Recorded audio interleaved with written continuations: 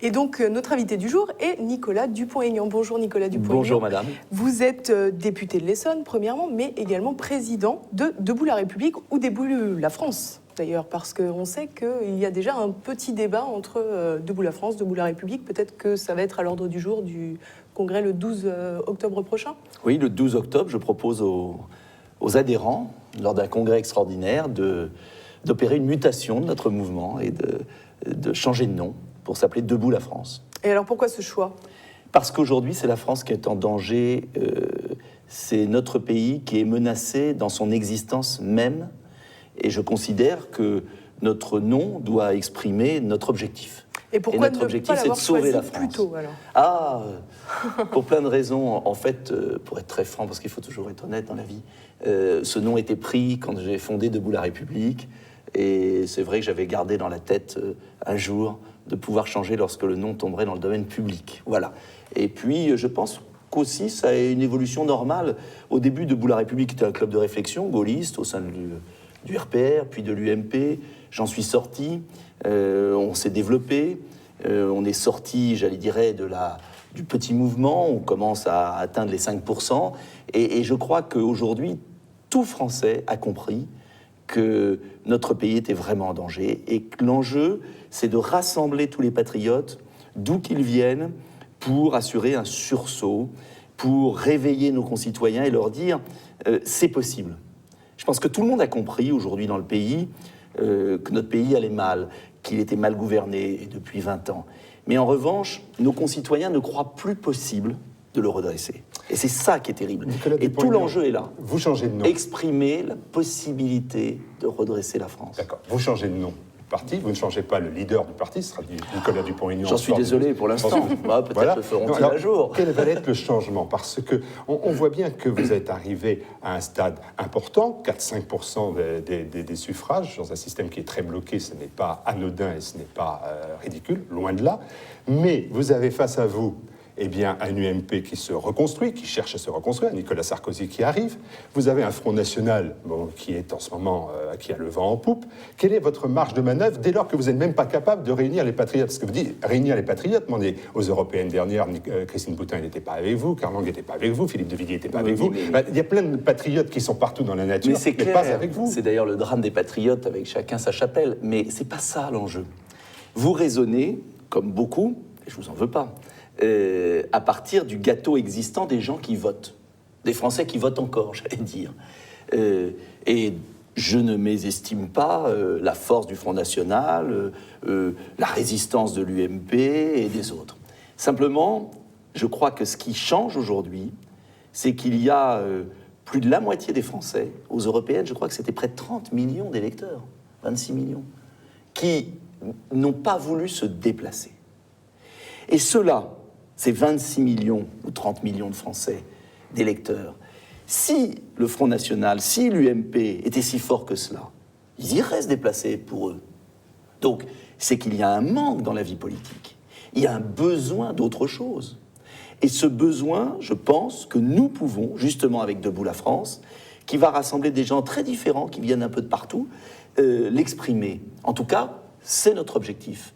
Et moi, je veux parler à ces dizaines de millions de Français qui ne se reconnaissent pas dans le jeu politique. Et quand je vois que Nicolas Sarkozy veut revenir, et quand je vois qu'on nous prépare une présidentielle de 2017 avec les mêmes, eh bien je me dis qu'il faut proposer cette nouvelle offre politique qui soit à la fois pour l'indépendance du pays, car c'est l'enjeu clé, vous le savez, retrouver notre indépendance, c'est-à-dire notre liberté de manœuvre, mais dans un esprit de rassemblement, au-delà des divisions qu'on peut avoir tous, parce que c'est ça l'enjeu, et que ça urge. Et je veux apporter ma part. Alors, on verra après. J'inverse la question.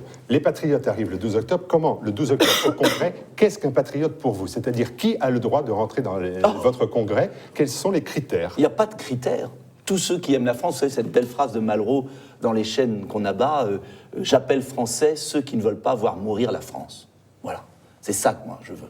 On va rassembler tout cela sur une ligne qui est la nôtre. Elle n'a pas changé. Je suis un gaulliste, républicain, j'aime mon pays, je suis absolument convaincu qu'il peut s'en sortir.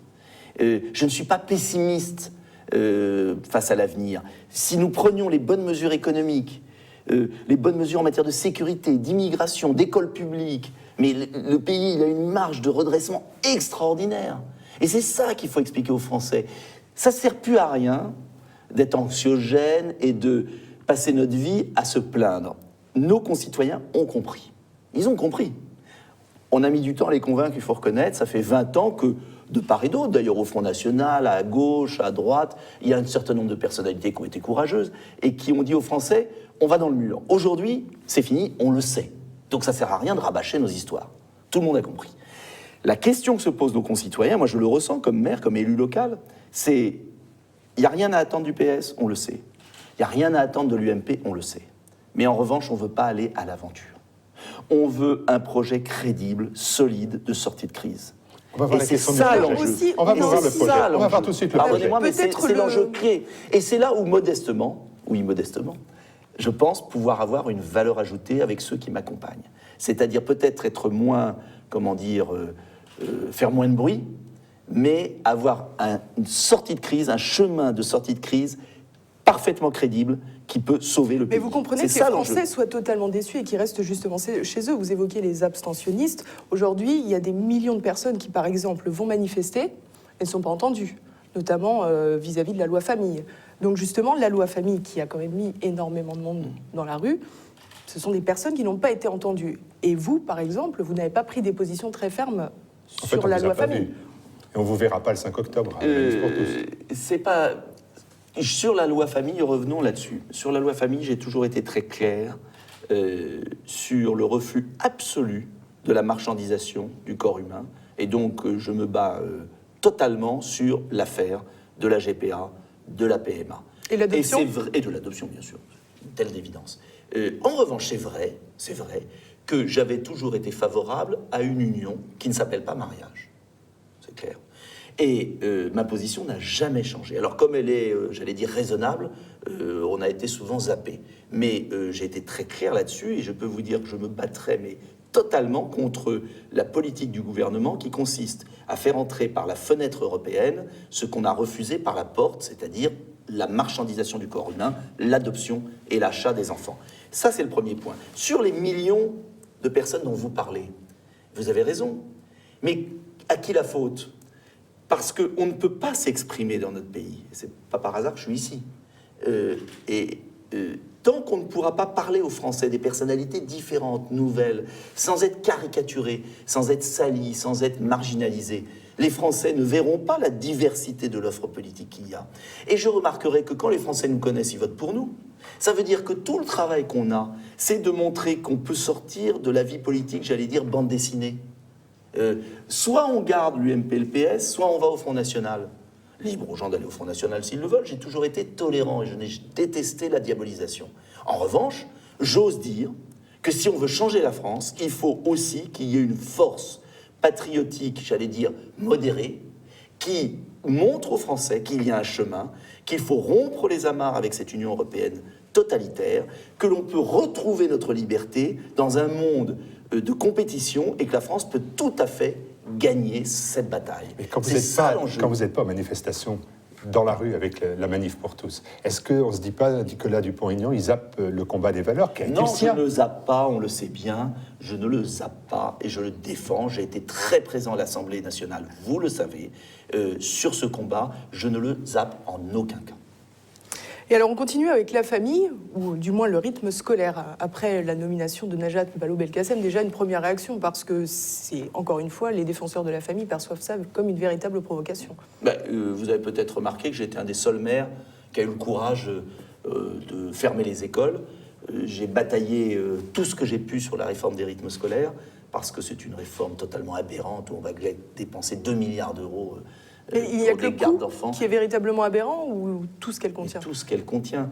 Et puis au-delà de la réforme des rythmes scolaires, il y a encore bien plus grave. C'est la destruction systématique, organisée de l'école du mérite, de l'effort. Notamment la bourse au mérite d'ailleurs. La bourse au mérite, mais tout ce pédagogisme ambiant épouvantable dont Madame Vallaud-Belkacem est le pur produit. Le pur produit. Et donc, là aussi, il y a une bataille j'allais dire idéologique, mais je vais vous dire une chose. La bataille des idées, on l'a gagnée. On ne le sait pas encore souvent, mais on l'a gagnée. On est majoritaire dans le pays. La seule question, c'est de savoir comment, dans un contexte de pression médiatique insupportable, de pensée unique incroyable, on va pouvoir rassurer les Français sur notre capacité à gouverner. C'est ça qui est en jeu. Les valeurs, on les connaît. Enfin, qui peut croire, qui peut douter un instant aujourd'hui de notre adhésion à certaines valeurs?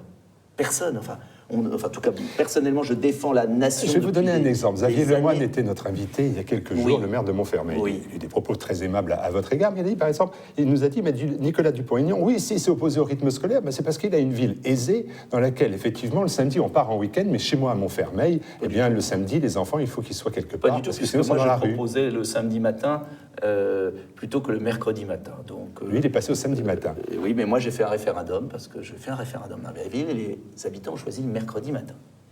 Donc, j'ai respecté les habitants. Mais je veux dire par là que, vous savez, ma ville n'est pas riche, contrairement à ce qu'ils croient. Alors, certes, c'est pas la Seine-Saint-Denis. Mais je veux dire par là que, justement, c'est l'exemple de... Quand on est dans le même, enfin, j'allais dire, dans le même rassemblement politique, général, il faut qu'on évite justement ces petites... vous voyez ce que je veux dire? On est dans le C'était même aimable, bar. c'était C'est aimable, pas méchant. c'était aimable.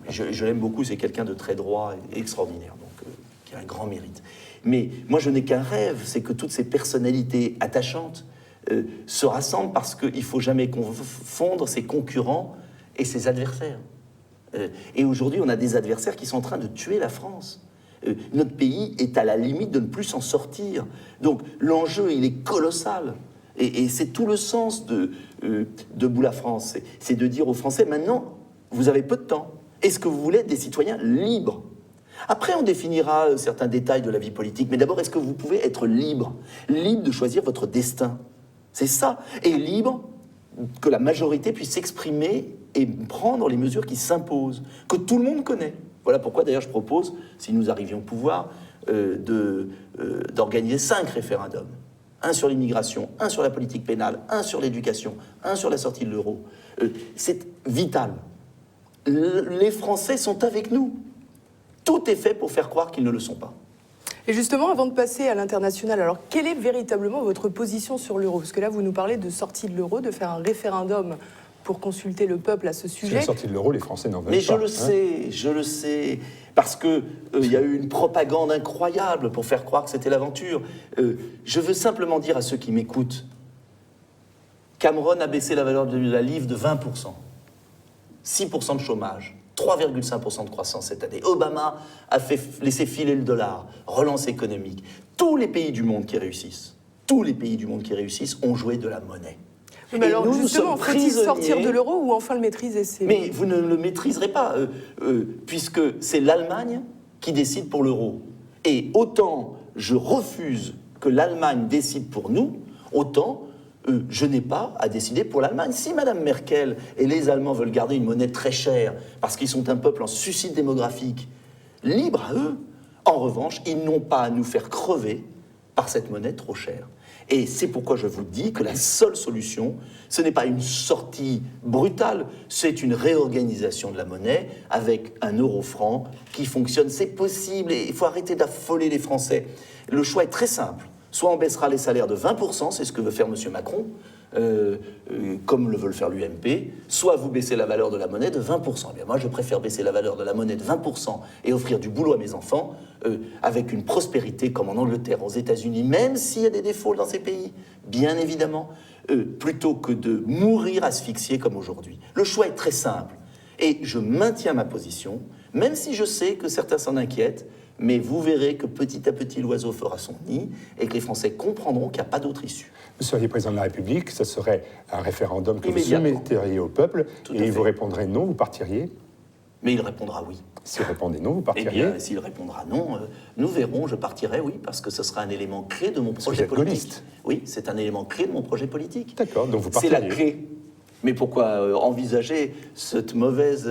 si j'étais élu... Est-ce que De Gaulle n'avait pas envisagé? Tout à fait, mais si j'étais élu président de la République, je pense que cela voudrait dire quand même qu'il y a une confiance et que les gens, à un moment donné, se disent il faut peut-être qu'on s'en sorte. Et il y a des moyens de s'en sortir. Ils existent. Ce qui est incroyable dans notre vie politique, c'est qu'on sait ce qu'il faut faire. On sait ce qu'il faut faire. Et pourquoi on ne le fait pas? Donc c'est parce qu'on est intoxiqué, on est manipulé. Nous sommes soumis à une dictature de la pensée incroyable. Où les Français vous suivent peut-être pas, c'est sur le plan international. Vous avez des positions qui sont quand même très originales ou spécifiques. Notamment en ce qui concerne l'Irak, justement. Vos positions sont un peu plus interventionnistes, si je puis dire, que la majorité de la frange droite. Que d'habitude, même Oui. pour mon cas, moi je vais être très franc, j'ai été totalement hostile à l'intervention en Libye. À l'époque, vous vous souvenez, tout le monde était pour, on a vu le résultat. Enfin, et encore, tout le monde s'est nuancé. Oui, mais- tout le monde, enfin bon, la pensée unique. J'ai été totalement hostile à la politique contre la Syrie, totalement, et elle montre bien l'échec flagrant, puisqu'on a renforcé les islamistes les plus fanatiques, le gouvernement français. En revanche, je dis que si on ne sait pas intervenir rapidement avec la communauté internationale, avec la Russie, avec l'Iran, pour mettre fin au génocide des chrétiens en Irak, autant aller se coucher. Ce serait quand même un comble d'être intervenu à mauvais escient en Irak en 2003, en Libye ou en Syrie, et aujourd'hui, alors même qu'il faut intervenir, se dire non, on n'intervient pas parce qu'on a toujours dit qu'on était contre les interventions. Je demande notamment à nos amis, parce que j'ai des amis qui m'ont dit mais pourquoi tu dis qu'il faut intervenir en Irak? On est contre les interventions, mais on n'est pas débiles. Pardonnez-moi, on a le droit de s'adapter au terrain. On doit être pragmatique. Il y a un massacre des chrétiens. Ce qui est en cause, c'est la survie des chrétiens d'Orient. Et on devrait regarder passer les trains? Non, je dis qu'à ce moment-là, on peut intervenir. Et en revanche, ce que j'ai dit, c'est sous certaines conditions, notamment d'associer la Russie, d'associer l'Iran, et oui, ça peut choquer certains, d'associer l'Iran, d'associer l'ensemble des pays du Moyen-Orient, parce qu'il est évident que ça ne doit pas être une intervention occidentale au mauvais sens du terme. Si les frappes aériennes touchent l'Irak, elles vont aussi toucher la Syrie. Oui. Et cela se fera sans l'aval du président Bachar el-Assad. Est-ce que ça vous paraît aussi normal, puisque vous voulez cette intervention? Sur les interventions en Syrie, j'ai toujours dit qu'il fallait changer notre politique en Syrie. Il y avait un très bon article de Girard dans le Figaro qui disait ne pas confondre ses adversaires et ses ennemis. On peut être en désaccord avec la Syrie, on peut être en désaccord avec l'Iran, mais en attendant, qu'est-ce qu'il y a de pire?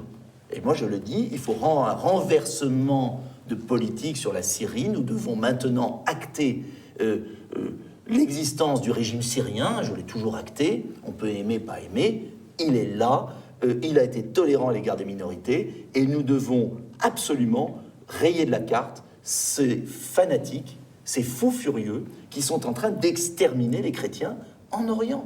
C'est ça la question. Oui, Faut mais pas si se Bachar tromper de el-Assad cible. n'est pas...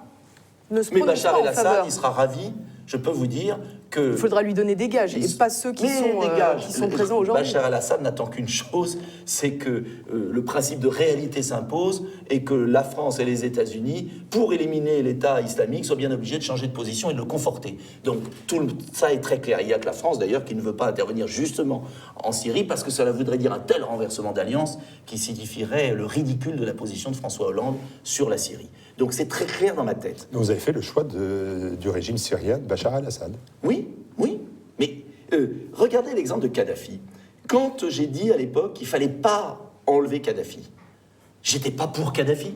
C'est pas ma tasse de thé. Comme c'est pas ma tasse de thé, el-Assad. Mais un homme d'État, il n'est pas là pour dire ce qu'il préfère. Nous ne sommes pas, là encore, dans la pensée, superficielle parisienne, de ceux qu'on aime, qu'on n'aime pas, dont symbolise BHL. C'est pas ça l'enjeu. Quand on est un homme d'État, on dissocie les ennemis des adversaires et les concurrents. En l'occurrence, il y a un ennemi aujourd'hui qui est en train de perpétrer des massacres monstrueux. Il faut le mettre hors d'état de nuire. Et il faut une réelle politique. Ça ne veut pas dire qu'on n'a pas des désaccords avec la Syrie, bien évidemment. En attendant, il faut agir. Parce que quand il n'y aura plus de chrétiens en Orient, on fera quoi? On n'aura que nos larmes pour pleurer. Parce que c'est toute une civilisation qui est en train d'être exterminée. Et il ne faut pas l'oublier. Alors, les Français aussi découvrent un Nicolas Dupont-Aignan ami des Russes. Ce n'est pas forcément très consensuel. Élise?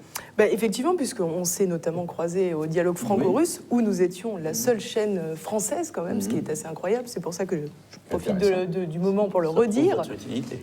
Notre utilité, je ne sais pas, mais peut-être l'objectivité des autres médias, en tous les cas. Quelle dimension, selon vous, prend ce conflit ukrainien au regard des sanctions qui ont été prises à l'encontre de la Russie, au regard des relations tout simplement diplomatiques qui sont menées à l'heure actuelle, de cette espèce de diabolisation de Poutine, de ces passeports diplomatiques qui sont refusés désormais, comme d'ailleurs pour Sergueï Narychkine, qui était présent à cette réunion-là. Diviser pour régner, la vieille méthode britannique du 19e siècle, employée par les Américains aujourd'hui. Je ne suis pas, j'ai entendu dire, j'étais du parti russe, je suis du parti de la France.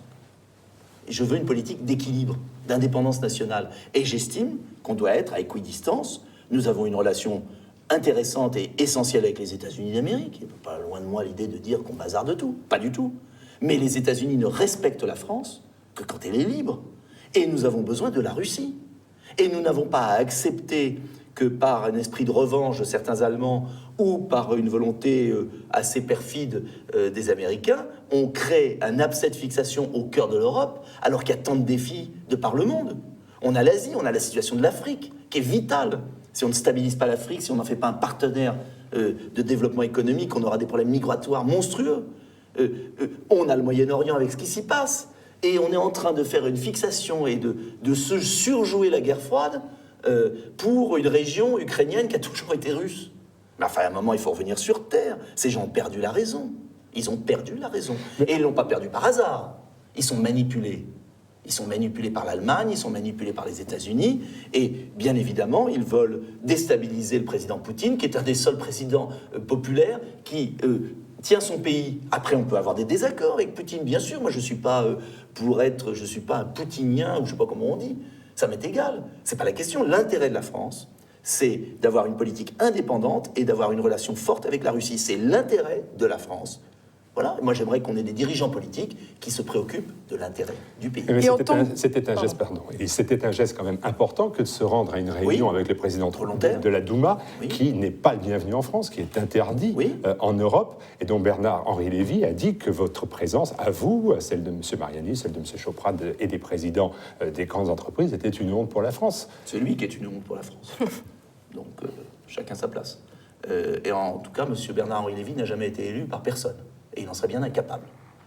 J'en suis à mon 4e mandat de député et j'estime que mon devoir, justement, c'était d'être présent pour dire aux Russes, attention, la petite oligarchie, la petite caste qui dirige la France aujourd'hui ne représente pas l'état d'esprit du peuple français.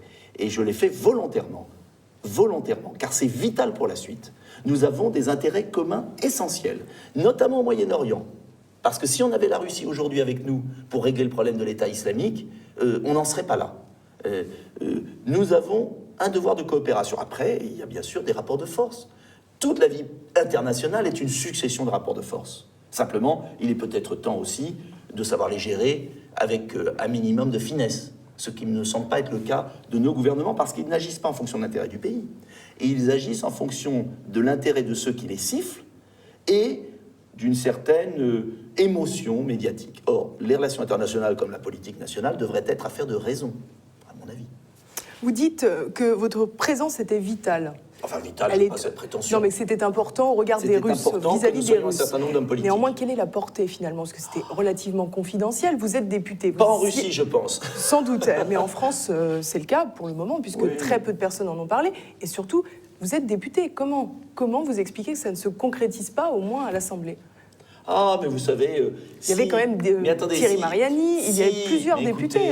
Si l'Assemblée était composée de gens courageux, ça se saurait. Hein, et il faut voir leur mode de sélection. Bon, voilà, c'est la vie. Et d'ailleurs, si l'Assemblée était composée de gens courageux, la France n'en serait pas là et je ne serais pas devant vous. Hein. Bon, donc... Vous seriez à l'Élysée? Non, pas du tout. Je serais un député obéissant et sympathique qui dit oui. Si je dis non, alors on me critique toujours en disant oui, il dit non tout le temps, il n'est jamais content. Si les gens sont contents de la situation de la France et de ceux qui nous gouvernent, bah, très bien. Je ne suis pas content parce que je trouve ça une honte. Et je vois tellement de souffrances populaires, je vois les gens tellement malheureux dans notre pays, alors qu'on a un des pays magnifiques qui a tant d'atouts et qui est aimé de par le monde. Mais je me dis, mais c'est le monde à l'envers. C'est pas possible de fonctionner comme ça. Mais je suis très optimiste pour la suite, je vais vous dire. Si on arrive à réveiller les Français, vous avez un rôle à jouer, nous avons un rôle, et il y a un moment où les choses se feront naturellement, simplement pas trop tard, je l'espère. Est-ce que vous n'êtes pas un homme seul, finalement? Oh, pas du tout. Est-ce je que ne vous sens êtes pas non seul. inscrit à l'Assemblée nationale? Avec qui vous vous entendez? Mais attendez, je m'entends avec... D'abord, il y a 1 million de Français qui votent pour moi régulièrement, alors qu'on me met dans les sondages à 0,5%. Et à l'Assemblée Ce qui nationale? prouve qu'il y a 1 million de Français qui ont un peu tête brûlée, parce que voter pour quelqu'un qui est dans les sondages si bas, ça prouve qu'il m'aime bien quand même. Bon, et puis il y a beaucoup d'élus locaux qui sont dans notre mouvement, beaucoup, qui arrivent, et on verra au Congrès, vous verrez. Beaucoup de nouveaux élus, d'anciens élus, qui étaient à l'UMP, qui étaient parfois même à gauche, qui nous rejoignent. Ça prouve bien qu'il se passe quelque chose. Ça va se décanter.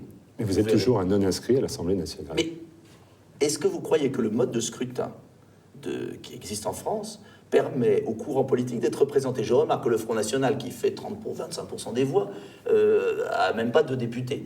2. Je remarque que le MoDem, à un moment, qui avait fait 7 millions de voix, 17% des voix à François Bayrou, était tout seul à l'Assemblée. Alors vous savez, si j'étais impressionné par le fait d'être seul à l'Assemblée, il y a longtemps que j'aurais arrêté et ça ne m'impressionne pas du tout. Et la dernière question, on va vous transporter, parce qu'on est jeudi en Écosse, vous voyez, vous allez prendre un peu le large. Et si vous étiez en Écosse, vous voteriez quoi aujourd'hui? Je serais partagé, très partagé. Si j'étais écossais de fond, peut-être que je voterais oui, sans doute, mais en même temps, je suis pas, moi, me réjouir à ce point de l'indépendance de l'Écosse. À la fois, je comprends le sentiment national écossais, comme je comprends le sentiment québécois. Mais je dis attention, finalement, l'émiettement et la destruction des États-nations, c'est le rêve de Bruxelles et de la mondialisation sauvage, la loi de la jungle. Et donc, en tout cas, moi, je veux qu'on préserve l'unité nationale française. Et je vois très bien le schéma qui a été théorisé, d'ailleurs, par des Allemands, qui veulent émietter l'Espagne, détruire la France, détruire le Royaume-Uni pour arriver à leur fin. C'est-à-dire une Europe émiettée, avec des autorités, bien sûr, illégitimes, qui marginaliserait, c'est le retour au Moyen-Âge, en fait. Bon. Je ne veux pas de cela pour mon pays, donc c'est pourquoi je ne veux pas me mêler de l'affaire écossaise. Eh bien, le mot de la fin, alors? Le mot de la fin. Merci, Nicolas. Merci. Merci, Nicolas Dupont-Aignan.